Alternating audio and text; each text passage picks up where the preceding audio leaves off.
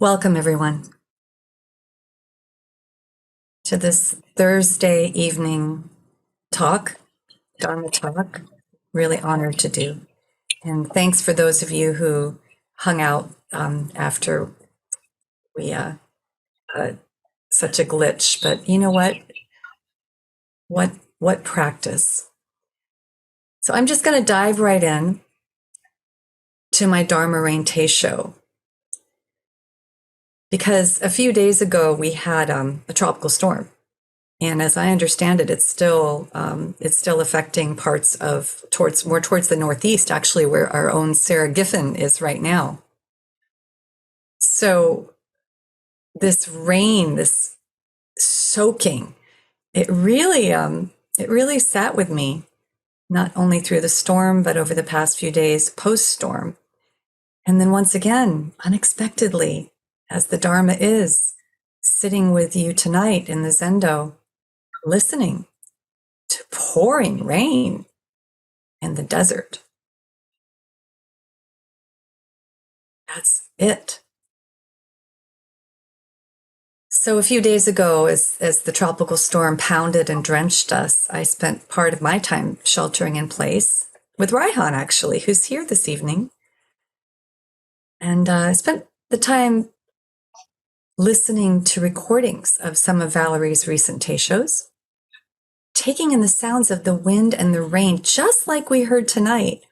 And amazingly, the Teishos from last week was also full of sounds of wind and rain coming in through the windows in the mountain cloud Zendo. And it was just a conspicuous rush of absolutely no separation at all.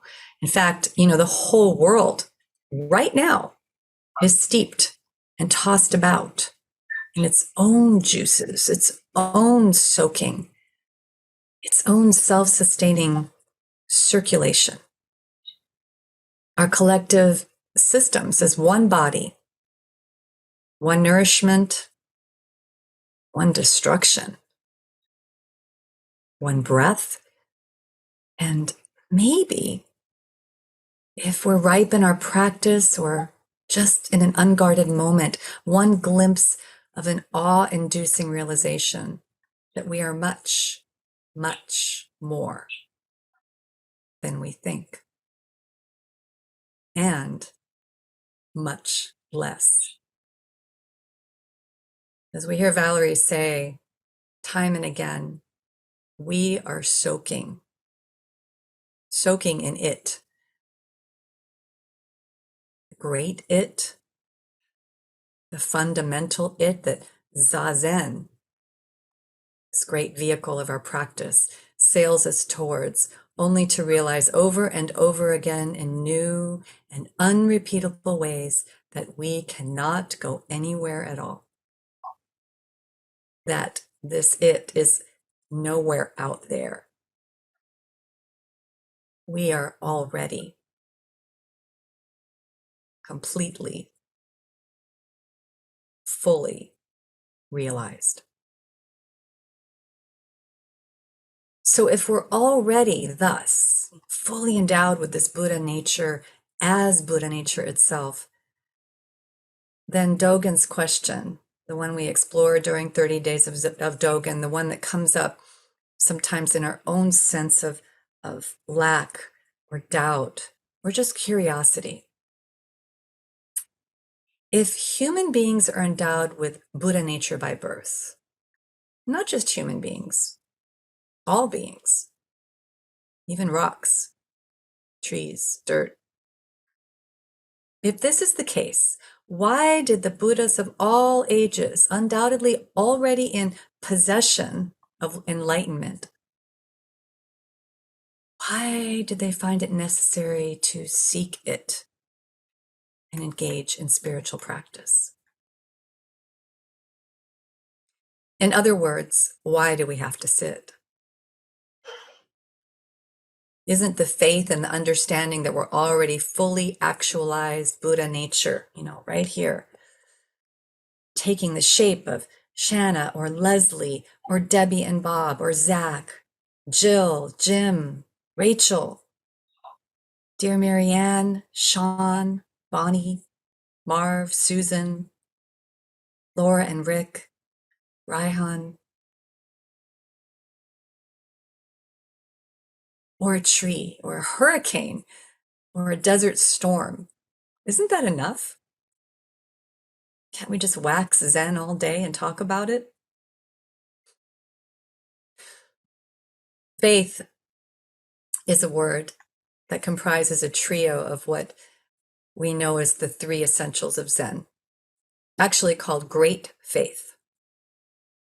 But it cannot stand alone to hold up the perfection of this way, the way, capital W, the fact. Just knowing it isn't enough.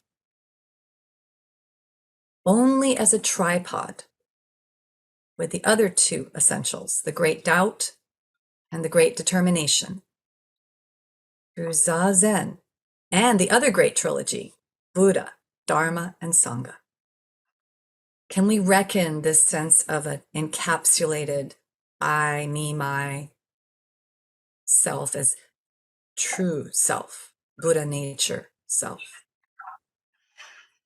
Dōgen has a wonderful saying. He said, body and mind fallen away is not that difficult. But fallen away, body and mind, is difficult indeed. In other words, to realize that we are, to use a New York Delhi term, one with everything, to realize that can be experienced. And many of us gathered here tonight have certainly experienced that to some extent, maybe on one occasion, maybe more, maybe just a glimpse, maybe a breaking open. But what if that realization, what if that experience is gone too? Who's left to merge with the rain and the wind? This very question is directly addressed by the Lotus Sutra, a classic text in our Mahayana Buddhist canon, which points directly to what we call in Sambo Zen the origin point of Shakyamuni Buddha. It says Dōgen, the same declaration of Dōgen, that indeed everyone, including humans, plants, animals, rocks, asteroids, trash, are guaranteed to, quote, become a Buddha because, well, we already are a Buddha. When we realize that through the cultivation of a clearer and clearer Dharma eye via our zazen, then we can actually taste, embody, and experience this universal liberation as liberation itself. So in this, seeming paradox, which Zen is always full of, we must grow into this freedom that we already are. Growth is such a perfect term for this theme of Dharma Rain. Post-hurricane, it seems like everything is just on steroids, just growing and growing. Colors are brighter. The flowers and the plants are fatter. You can just imagine what the desert will look like tomorrow morning after all of the rain that's falling right now. It brings to mind this beautiful poem by Mary Oliver, and it's called, I'm going to read it to you, it's called Mornings at Blackwater. It's a short poem that just gets right to the heart of it. It goes like this. For years, every morning, I drank from Blackwater Pond. It was flavored with oak leaves and also, no doubt, the feet of ducks.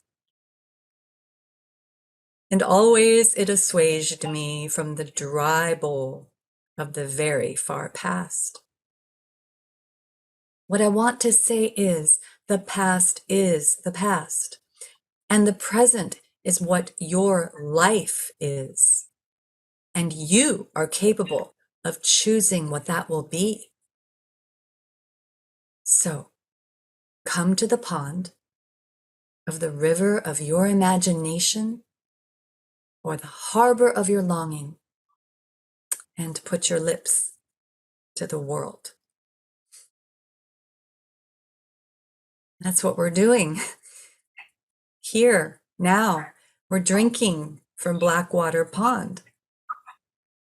Our zazen, our practice every day, some of us for years, many years, tasting oak leaves and duck's feet and all the myriad things.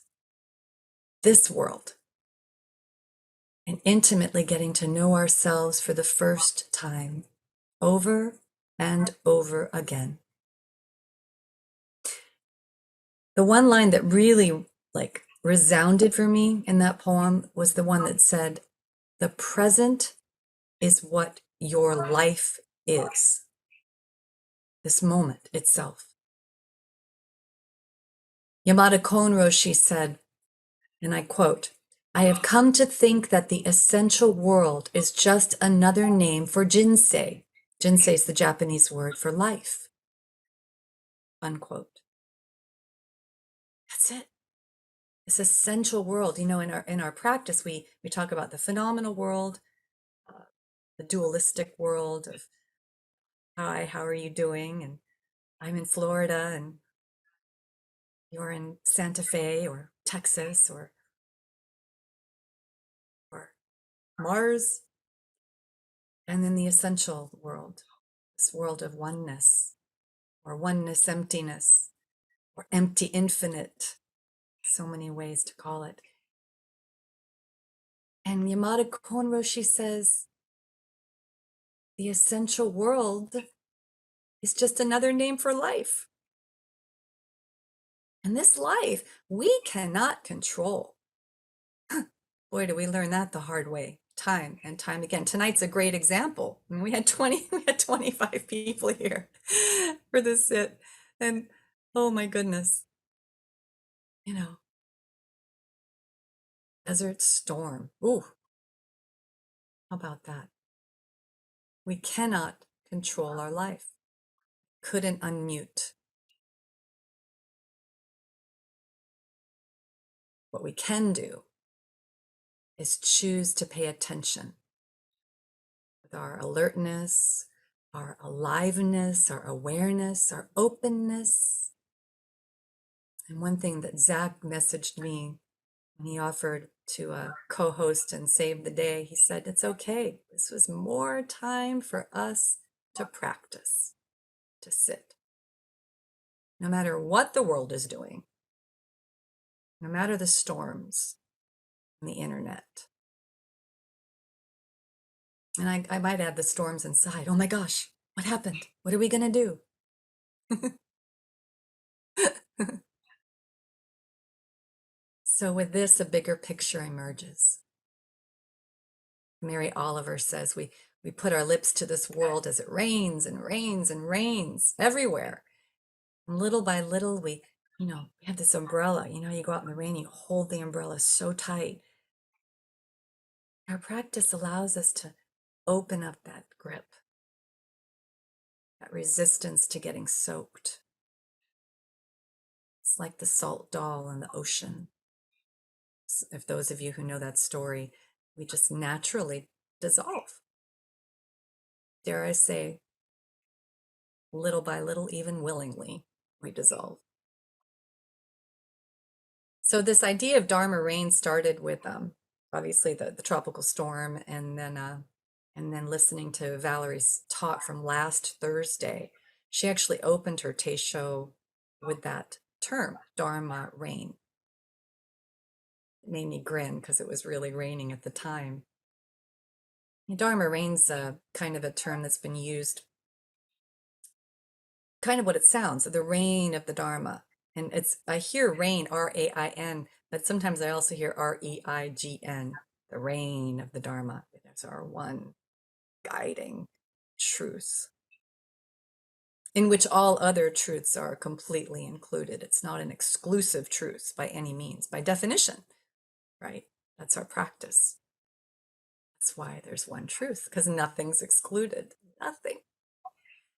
But diving deeper into Dharma Rain, I discovered that the Lotus Sutra, we have these sutras in the early Buddhist tradition, pre-Dōgen, pre-Zen. And chapter 5 is actually called the Parable of Medicinal Plants. And it's also known as the Parable of the Rain, R-A-I-N, of the Dharma, Dharma Rain. What a fit! And not only that, the heart of this parable is that all who practice this Dharma, all of us, right? And of course, I guess you could say everyone is practicing it, even if they're unconsciously practicing it. But all of us do it according to our own unique capacities. Of course, our capacity is limitless, right? Essentially speaking, but we each have a personal path, and we must find out for ourselves what that will look like and endeavor upon it. Personalize our practice. And that could look different from day to day, week to week, hour to hour, year to year. And just as different plants absorb the rain, as we receive this Dharma rain and grow according to our species type or their species type, we do that too in our own unique ways. It's one continuous rain, never ends. And yet we are born, we grow, and we die, each of us according to our individual natures. We take the shape of our nourishment in our own ways. How will you grow? How will you open completely to receive and embody this rain until you can't separate yourself from it anymore? How will you blossom like a lotus, indistinguishable from the lotus itself and the mud that it springs from, when there is nothing but dirt turning to mud all around? I'm actually going to read you an excerpt from the Lotus Sutra. Imagine, thousands of years ago, how present these words are. And I quote, "This rain moistens them all, none receiving less than its fill. The parched earth is thoroughly soaked, and the medicinal herbs and trees become equally lush. From this cloud comes water, capital W, water of one flavor, and thereby plants, trees, thickets, and forests receive the appropriate share of moisture. Whether large, medium, or small, all of the trees equally, in proportion to their size, are able to grow and develop. Their roots, twigs, branches, and leaves, and their brilliantly colored blossoms and fruits all become fresh and glossy by this one rainfall. Their embodiments, appearances, and natures can be divided by size, and yet they are moistened by the same one source, and each grows lush and thick. In the same manner, the Buddha appears in the world like that great cloud, universally covering all things. Having appeared in the world for the sake of all living beings, he clearly and distinctly elucidates the reality of all things. In the midst of heavenly beings, humans, and all the great multitude, the world-honored one, the great sage, makes the following proclamation. I am Tathagata, the most honored of all beings. My appearance in the world is just like a great cloud that pours down rain on all parched living beings.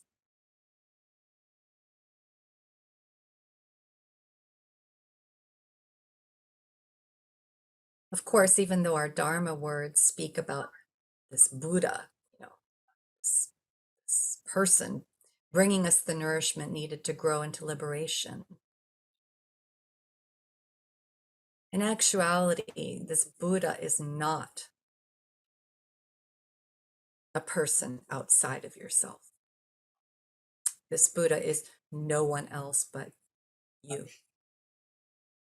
So is the rain, the wind, falling trees that destroyed the roof of my friend's house, internet going down in the storm in the desert. It may be that you or I might be raining on someone's parade. Maybe we said a hurtful thing. Something came out wrong. Dōgen reminds us, mistake after mistake. Perhaps you are right as rain, feeling soaked with great understanding. Or maybe you are, throw my rain puns, under the weather. Maybe acid rain burns your skin. This, too, is all you. We are soaked in ourselves, as ourselves, so intimate that, as conditioned as we all are, in the duality of words and associations and something out there, we can't see it. Not at first, anyway.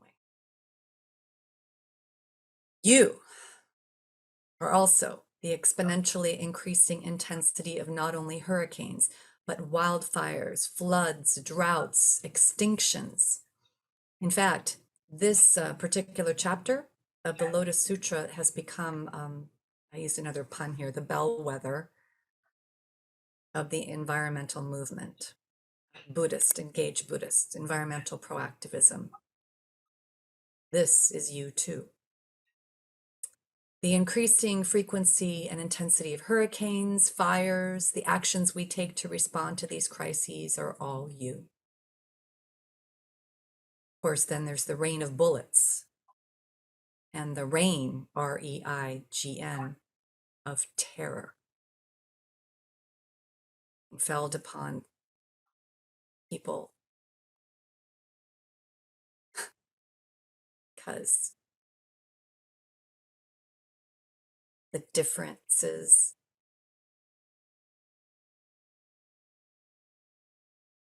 belie the reality of this one heart. And our dedication and compassionate activism for world peace, that's you too.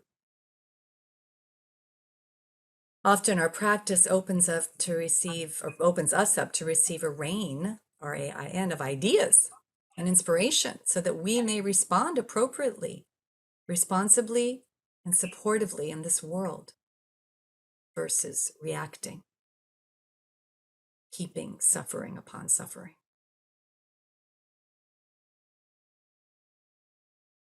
Yasutani Roshi expresses this very reality via a very short poem. He says, just listening, body having no self, the raindrops falling from the eaves of the house are nothing if not myself.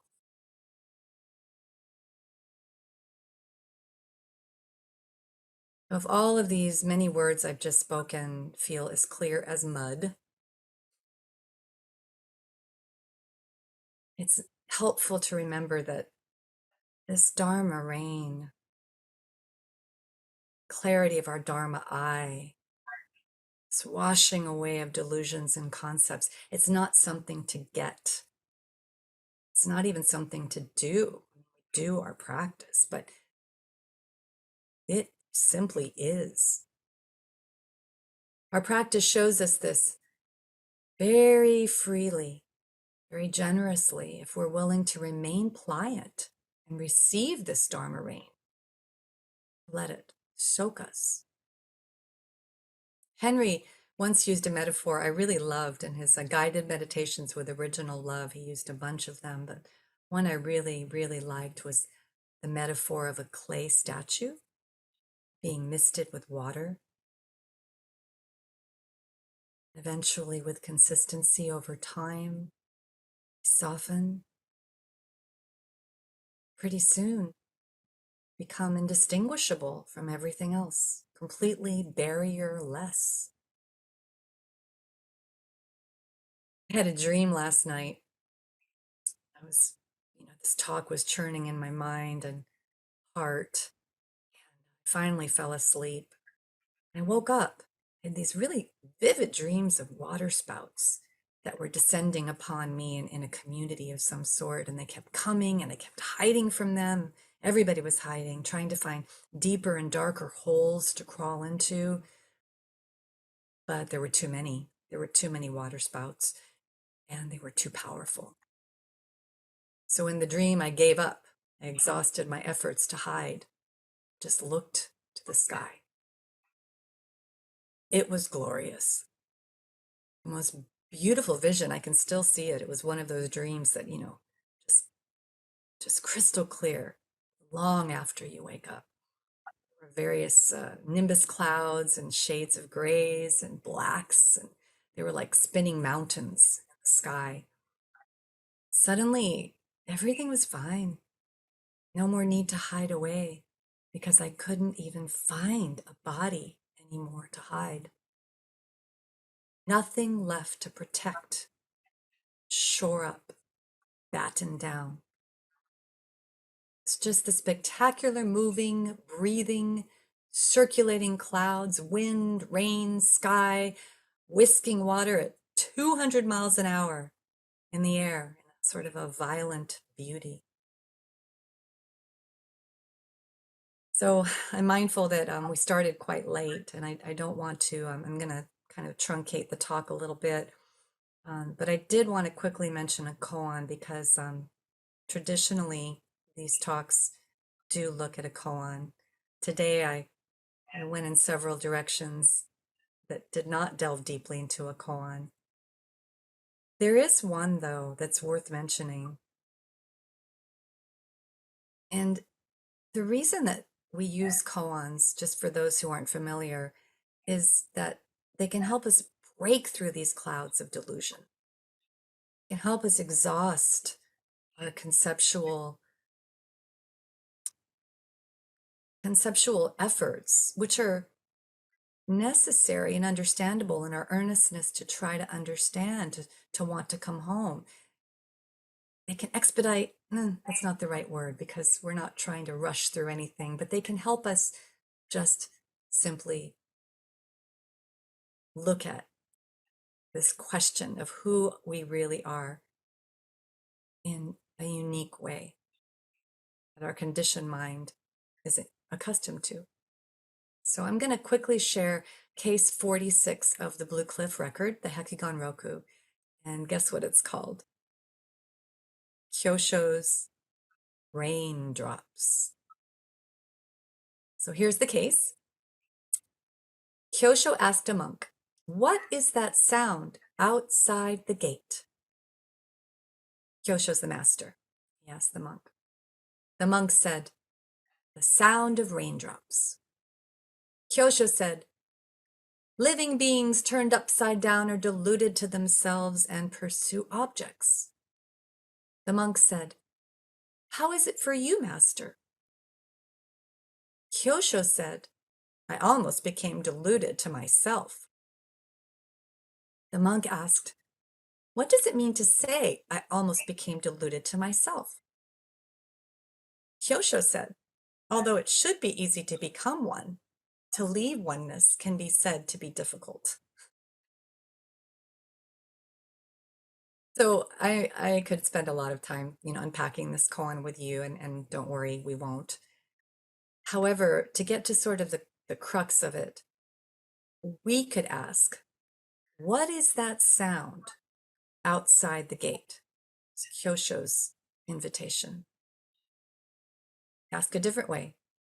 What is that rain sound outside the zendo?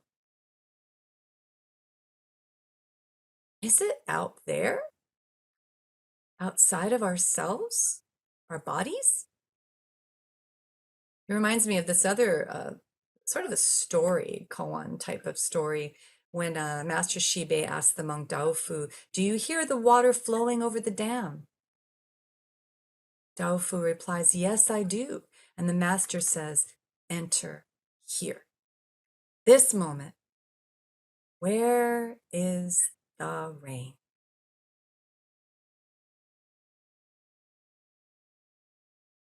So we can sit and taste that practice. If it's not outside, where could it be? Earlier in this talk, I talked about those three essentials of Zen, great faith, great doubt, and great determination. And I'm thrilled because Laura is here, and Debbie and Bob are here, Jim Brandy, all of us are in our Florida Sambo Zen Sangha together. We sat together last night, and we talked about these three essentials. And I'm not going to go into too much detail, but I do want to connect them to this topic of rain. So to use this Dharma Rain metaphor, great faith can be likened to the sense of oneness with the rain, our understanding that its nourishment helps us grow into our already bestowed Buddha nature so that we may actually see it, taste it, experience it, and ultimately be it for ourselves. Debbie Kolb, who's here tonight, she identified the great doubt as the thunder, the lightning, the hurricanes, the power going out, starting the talk late, right? Those aspects of rain and water that could turn dangerous to our very sense of survival at worst, or at best cause all kinds of inconvenience and uncertainty and wonder about what we're lacking or what we're doing wrong. I wonder, how could that possibly help us? Why does doubt help us? Well, we're entered the third part of our tripod, the great determination. It's our resolve to sit through the storms, sit through the malfunctions, the uncertainty, the not knowing, the frustration, as well as the gentle washes of the Dharma, the joy, the exuberance, the wonder, with equal parts conviction and curiosity. Of course, this explanation is just one of the two ruts, Henry's two ruts that we've talked about time and again. This is the pointer to ground our practice, because if you want to go the other part of the rut of the cart, the other wheel, there's no rain or thunder or anything at all doing all this stuff for us, because we are already it. We can't separate ourselves from these things. Okay, so let me read quickly again. I'll just get this, we'll stop by the top of the hour. The verse to this case, just beautiful. It says, the empty hall, the sound of raindrops. Even a great master finds it difficult to respond. If you say that you already turned the stream within, you still do not understand. Understanding, not understanding. South Mountain, North Mountain, a general downpour. Here at Swamp Cloud Zen Center, as we've been jokingly calling it, here in Florida. There at Mountain Cloud Zen Center, a single downpour. How can anyone respond at all? We are soaking in it. We are inundated. We are drowning. And we even use these words in everyday life when we're overwhelmed with work, caregiving, emotions, uncertainty, trepidation, grief, joy, relationships, with life. Remember, Yamada Konroshi called life the essential world.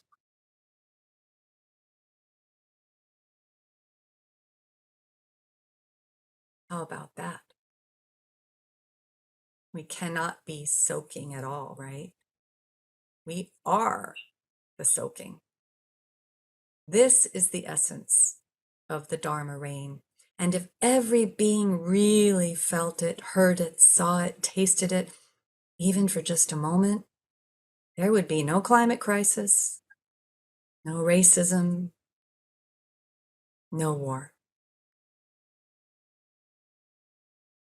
So I appreciate you sticking around a little later than usual. I've showered you, pun intended, with a lot of words. and words just fail. I mean, they just fail.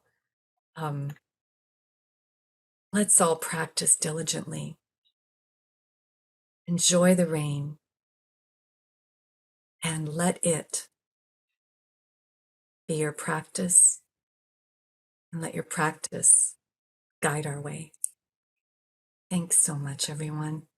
I'm so happy we could gather tonight.